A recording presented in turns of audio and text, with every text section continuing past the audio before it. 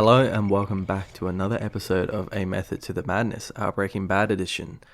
As usual, I'm your host Mitchie, and joining me is Patrick. Hello. And this week we're covering Season 2, Episode 9 of Breaking Bad, otherwise titled 4 Days Out. I think it's one of Patrick's favourite episodes from this season, is that right? Hell yeah, it is. Yeah, because this is the one where they get stuck in the desert. It's a good one. Yeah. Yeah. Anyway, let's go through the plot. Alrighty. Walt arrives at the hospital with his family for a CT scan to learn how he has reacted to the chemotherapy. He is told that the results of the test will not be ready for a week, but sees a scan of his lungs and notices a prominent growth. Believing that he has little time left and realizing that recent expenses and Saul Goodman's fees for laundering his money leave him with little to give his family, Walt decides to spend several days doing nothing but cooking meth. Walt makes up a story about visiting his mother for an extended weekend to be able to explain his absence to Skylar. He convinces Jesse to help out for the weekend. Jesse is initially reluctant but cancels his plans to go on a date in Santa Fe with Jane when Walt claims that they need to use as much of their supply of methylamine as possible before it spoils. Yeah, so I really like the start of this because it opens up in the chemotherapy place. And Marie, she's like, oh, you know, why has it got to take so long? And, you know, like I do this kind of shit because she's a radiologist and she obviously takes the x-rays and whatever and all that kind of stuff. And she kind of gives off the fact that it's easy stuff to read. She sees no reason why it should take so long. And then she kind of seems like she convinces Walt. Like Walt seems to kind of agree for once because I suppose maybe he doesn't actually know much about that kind of thing. And then he gets the x-ray done and then the radiologist in the gut and the booth, he's like, oh, you know, I'm just a radiologist. I got to leave this for the doctors. And it's kind of funny how they both counteract each other. There's, you know, two characters. And then Marie is kind of a cause for Walt believing that that's a problem, you know, like because, you know, as we know, he sees that prominent growth or what it seems to look like a prominent growth in that x-ray. And that's why he ends up doing all this stuff for this episode, which almost kills him. And yeah, it's all based on nothing, you know. That's interesting. I never considered that the connection to Marie convincing him like that, but you're right. Like, I don't know. I thought that bit was really clever when, you know, it's like, yeah, we have to leave this to the professionals for a diagnosis, and then just by simply looking at the picture, you can see how fucked his lung is. There's this massive white spot, you know. Yeah. And it's like it doesn't take an expert to see that, like that is pretty fucked. And then that's what Walt assumes. I mean, you know, we learn later on that he's in remission, but I don't know. It was just a very good use of like them delivering exposition and contrasted by visual storytelling, and then it kind of makes up your mind. But the thing is that growth wasn't actually a growth, though. It wasn't a tumor in his lung. What was it then? So that's the whole point. That Del Cavoli at the end says that it was just inflamed tissue. But remember, he holds it up and he's like, oh, see this nasty black circle here? That's just inflamed tissue, but you're actually in complete remission and that's nothing serious. So that's the thing, right? It's like he believed something that was not entirely true, and it's just kind of like, it's ironic, really. Like, we always do that. Like, oh, you know, why do we go to the doctors? They don't really know anything, blah, blah, blah, blah, blah. Like, you hear so many people say that, but the reality is that sometimes you should actually trust your doctor. Okay, well, I completely missed the point on that then. That just flew over my head. Yeah, no, that's a super important point. That's why he punches the thing at the end. Well, yeah, I know. Well, because he thought he was going to die, and now he's not. Yeah, exactly. Yeah. Because he fucked up. Anyway, we'll get to that. Oh, so it's interesting because Walt thinks he's dying, you know, after he looks at the scan, right? And then Skylar suggests that they do something this weekend, and he's like, no, I'm going to go see my mom as a lie to cook. Yeah. So Walt, knowing that he's going to die pretty soon, Walt would rather cook meth than spend time with his family. You know, it's like a choice he made. Yeah. I thought that was pretty interesting. That is interesting, actually. Yeah. Also, I like how he lies to Jesse about the methylamine. It's just compulsive now. He literally lies about everything. It's pretty convincing though. Like, as someone who doesn't know anything about, you know, chemistry, it's I'd believe it. Yeah, but surely you'd Google it. No. This was like in 2008, mate. The internet wasn't fucking shit. Anyway, after Jesse collects the additional supplies and picks Walter up from the Albuquerque International Sunport, they drive the RV out to the desert to cook. Walt tells Jesse to leave the keys in a safe spot, and Jesse leaves them in the ignition switch, unaware that it is draining the vehicle's battery. After a few days of cooking, Walt estimates that they have nearly $1.2 million in meth. With their portable generator out of gasoline, Walt wants to get more gasoline and get right back to work, but Jesse convinces him that they should take a break to find a hotel for the night. When they go to start the RV, they find the battery dead. They attempt to siphon off gasoline from the RV to the generator to jumpstart the vehicle, but gas spilled in the process causes the generator to catch fire, and Jesse uses all of their drinking water to douse it. Jesse suggests that they call Skinny Pete for help using Walt's cell phone. When Skinny Pete does not arrive, they call him again and discover he is far off the directions before the phone dies. Alright. The best montage in the whole series, I'm just saying that right now. Really? I reckon. This is my favorite. You reckon? Yeah, absolutely, man. Okay. I remember a pretty good one in the giant lab with Gus Fring. Yeah. I mean, but this is like scraggly, scrappy RV out in the desert fucking meth making, like, I don't know. It's just... Yeah. I like the clean chemistry lab montage though, Yeah. So, yeah, man, there's something special about these not montages, but specifically about making methamphetamine. Like they're the jewels of the show. Every show or movie has like some jewel that you come for, right? Like in an action movie, yeah. Like in Atomic Blonde, as a random example, the jewel of that movie is the fight scene, right? The one take fight scene. You come to Breaking Bad to see how to make meth, not literally, but like that is the pull of the show, and because it's this taboo thing, like, and if you remember, they couldn't even legally show that much of the process. Do you remember this? Yeah. Because it's illegal. It's so taboo, and that's the thing. That's the jewel of this show, man. Like watching these guys actually make methamphetamine is just it's elating. Oh, it's fucking satisfying. Yeah. And a lot of it also comes down to just the montage itself being very well produced. Yeah. Yeah, the montages are great. But how good is it when they high five? Yeah, when they finish. Yeah. I mean, $1.2 million.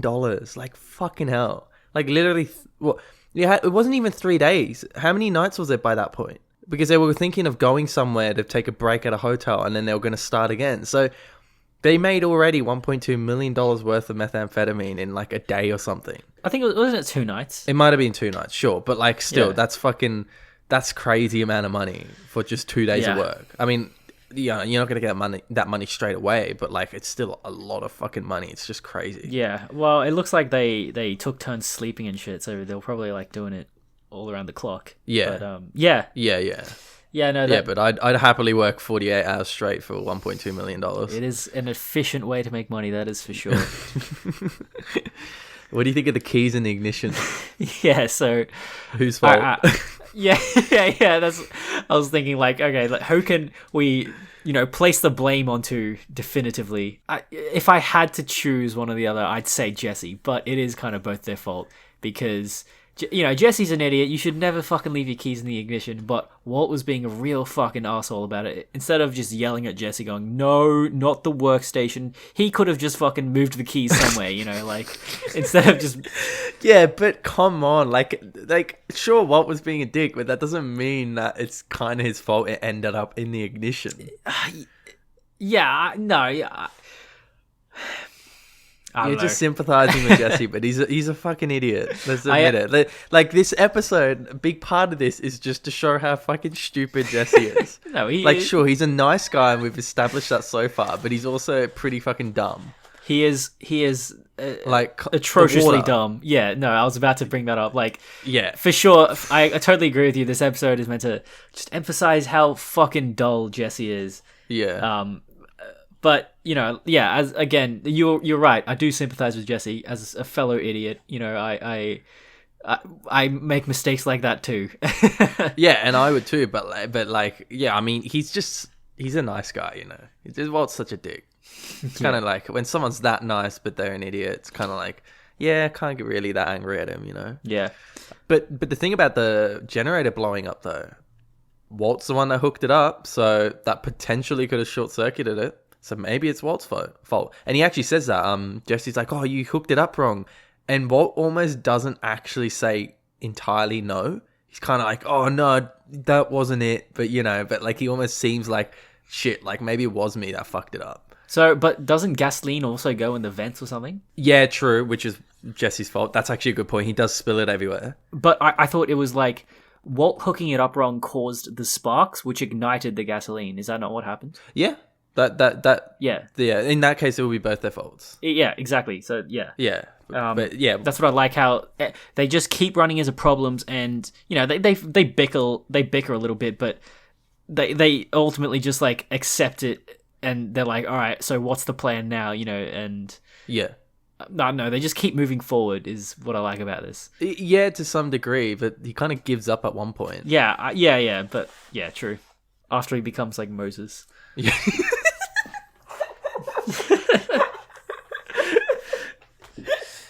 Or maybe Jesus? I don't know. Who is that meant to be, you reckon? Fucking like some guy with a turban or whatever. Sorry, not a turban. It's definitely... what do you call it? I don't want to be politically insensitive. It's definitely some biblical allusion. Yeah, sure. We'll put it definitely there. something to do with the Bible. I'm not culturally... I don't know. Yeah, whatever. Let's go on. Alright. Walt tears down the generator to allow him to try trickle charge the RV's battery by manually turning the generator's crank. Though this briefly enables the engine to turn over, the battery quickly dies. Walt becomes depressed and starts suffering from heat exhaustion.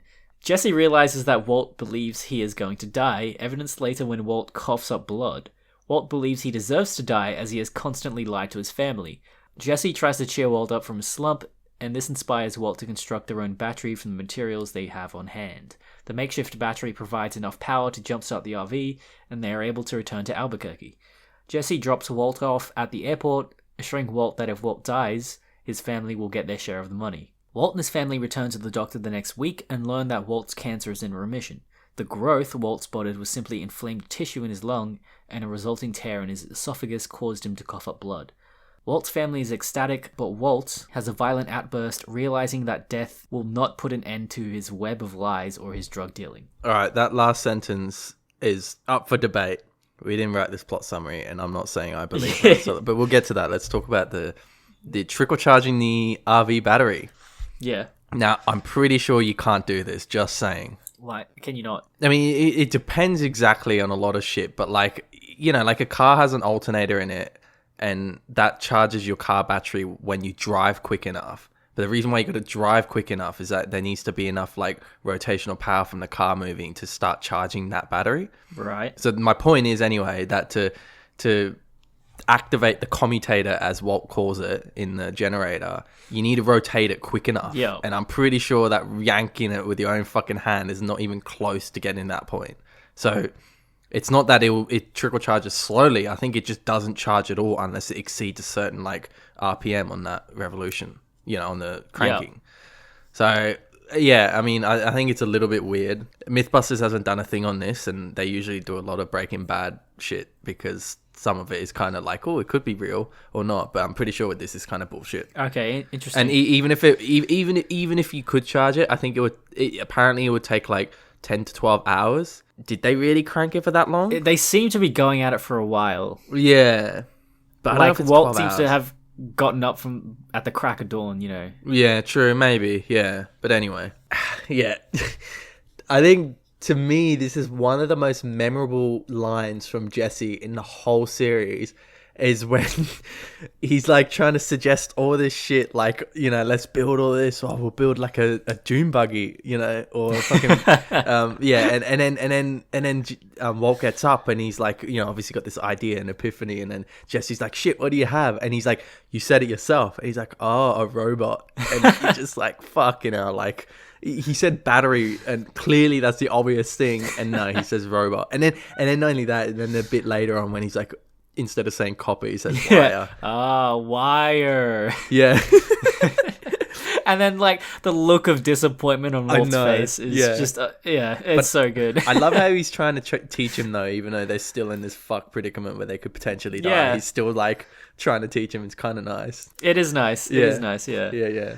And so apparently the voltage of that battery that he created was 8.1, and for a car you need like 12 to 14. I don't know if that would actually work, but maybe they could have got lucky. So yeah, so you did a bit of research into this, did you? Yeah. Because didn't you kind of get memories of high school? Don't you remember doing batteries in chemistry class? That was such a big aspect of it. Like I still remember like the idea of a voltaic cell and how it works and shit. Yeah. But yeah, like no, you sent me a picture earlier of like the exact specific elements in all the cells they make. Yeah. And what? So does that not add up or something? Well, I mean, it adds up, but like depending on what elements you use, you get either higher or lower voltage, and the voltage wasn't high enough to basically replace the car battery or the RV battery. But like it jump starting is kind of a very like non-exact thing. Like it could have gone either way. So, but it's actually, to kind of summarize it, it's actually kind of accurate. Like potentially you could actually start a battery with that battery he made. No. Yeah. And interesting. I find it interesting how he's such like, this really highlights like, again, like we've already seen Walt, and he's this ultimate man of practicality. Like he seems to just come up with ideas for heaps of shit. Like, and the first example of that is the thermite, and then the second example of that is a ricin. But this episode really kind of encapsulates like how intelligent he is. Like he comes up with all these ideas and stuff like that, and especially this idea at the end. And you don't really expect that from a man of his caliber, like his background. Like he's just a chemistry teacher. Sure, like he knows how to make a voltaic cell in a textbook, but usually people don't expect kind of people that do that kind of thing to actually have any practical knowledge of anything. Yeah. But he pulls it off and does a really good job of it, and like thinks about it really well. Like, where can I get these elements from? Where can I get zinc from? Where can I get mercury from? And I thought it was kind of, it's cool. Well, yeah, I mean, you say like a lot of his knowledge is impractical stuff, but like speaking more to the fatalism themes in this show, it's like his whole life has been building up to this arc of him turning into Heisenberg, when all this knowledge that he thought was useless suddenly becomes very useful, and that's true. Yeah. So after they get back to Albuquerque, I found it quite touching how, before he leaves Jesse, Jesse agrees, like, yeah, your family will get the money, It's kind of a touching moment where it's almost like they're parting ways, because they both truly expect him to die pretty fucking soon. Yeah. And it's kind of nice that Jesse kind of has a bit of closure there, which obviously isn't the case by the end of it. So what do you think? Why did Walt bash the fucking dryer, whatever it is, the paper towel holder? Yeah. I don't know. At the end. The metal box. Box. So yeah, we'll call it that. Okay, well, so we learn later on in the Fly episode, he has that monologue where he muses on the perfect moment to die would have been a bit later on, I think in the third season, when he had enough money to leave his family and they still didn't know about his drug thing.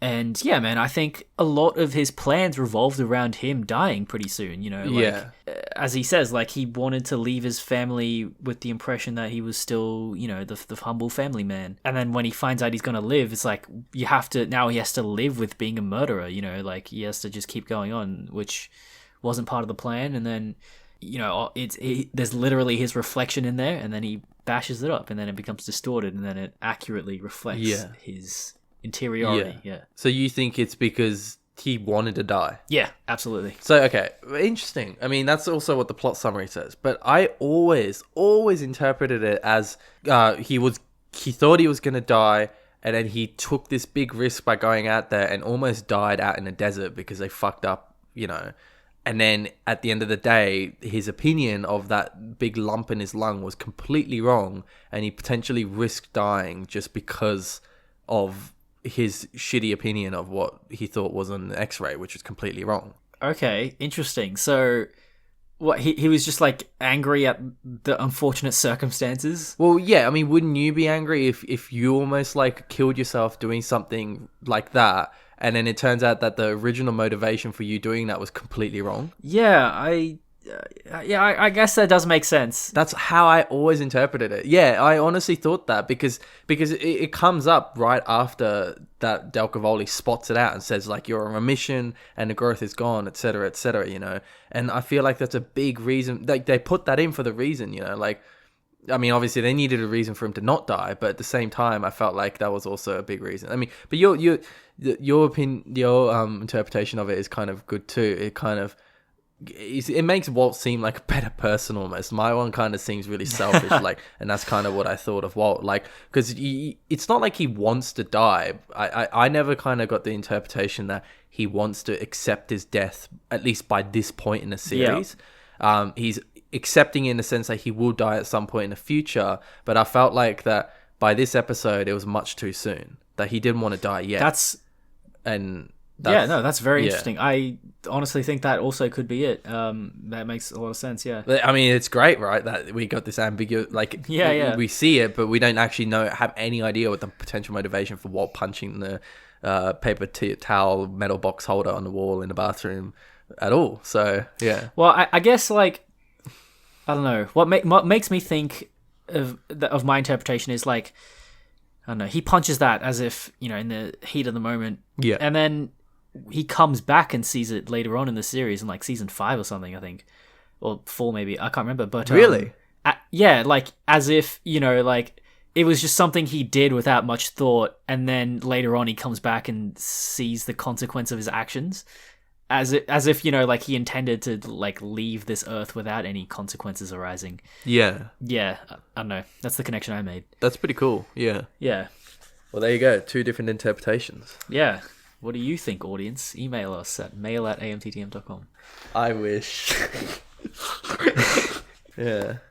All right. Anyway, I have nothing else to say. Me neither. This was a mint episode, though. Yeah. Truly was. All right. Join us next time for episode 10. All right, see you later. What are we building? You said it yourself. A robot? A battery. Move! If you like this series, Mitch is going to tell you where you can find more of these. Yep, so you can find us on Spotify, YouTube, iTunes, SoundCloud, or Stitcher. And we've also got a website, amttm.com, where you can find our fabulous episodes on Breaking Bad. If you have any questions, queries, insights, or criticism, you can send them to mail@amttm.com. And as always, thank you for listening.